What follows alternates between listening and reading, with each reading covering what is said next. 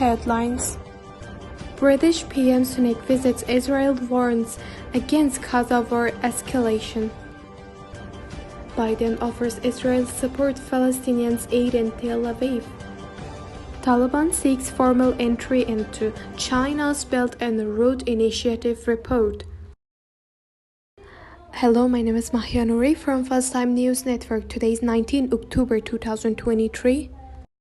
British Prime Minister Rishi Sunak arrived in Israel on Thursday to show solidarity with a nation still grappling with the aftermath of the October 7 attack by the Hamas militants. His visit also includes a discussion with the Israeli Prime Minister Benjamin Netanyahu.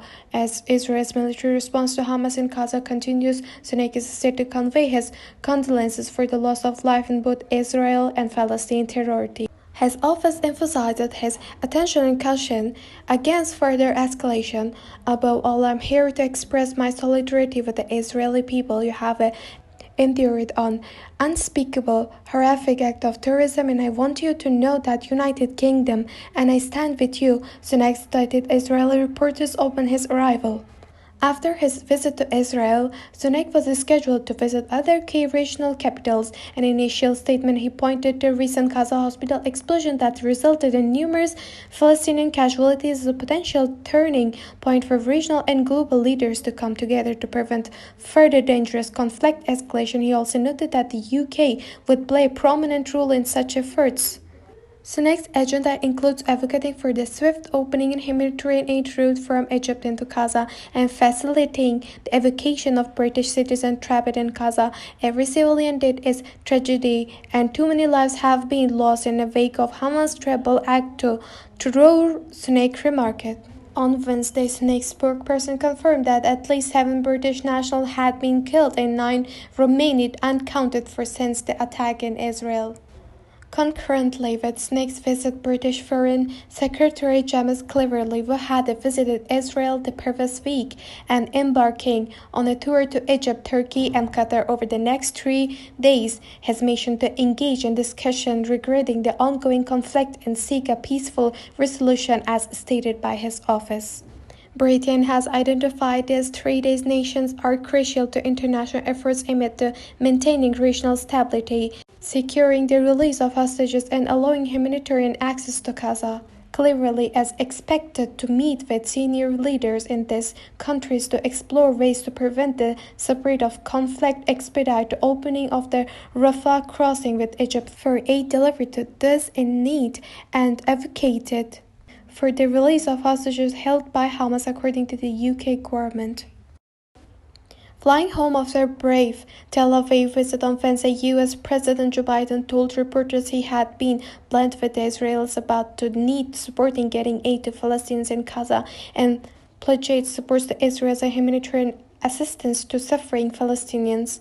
Biden praised Egyptian President Abdel Fattah al-Sisi for agreeing to open the Rafah border crossing to allow 20 trucks carrying humanitarian aid into Gaza, and pledged the U.S. would get the people trapped in Gaza out. The 20 trucks carrying aid via the Rafah crossing would cross into Gaza in coming days, a White House official said, adding the U.S. hoped more trucks would be allowed entry eventually. Up to 20 trucks.